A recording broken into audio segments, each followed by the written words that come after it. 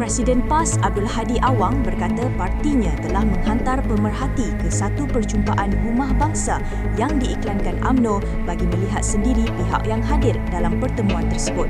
Menurut Hadi, walaupun tanpa kehadiran wakil DAP, apa yang tersirat daripada pertemuan itu tetap dapat dibaca. Hadi mendakwa tujuan pertemuan itu dilihat sebagai usaha menganjurkan perpaduan Melayu atas semangat kebangsaan tanpa berteraskan Islam. Menurutnya, keadaan itu berlaku kerana masih wujud hubungan persahabatan dan walak kepada DAP semata-mata untuk membentuk kerajaan walaupun terpaksa meninggalkan prinsip asal perjuangan.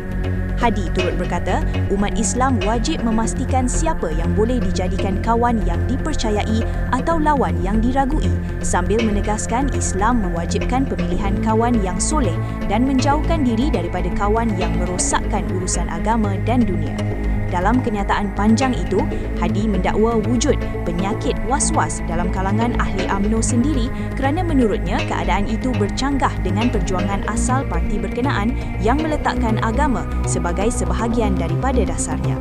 Katanya, keadaan itu menyebabkan ada yang keluar meninggalkan rumah yang tercabut dindingnya dan ditebuk atapnya dengan sebahagian daripada mereka menyelamatkan diri bersama PAS.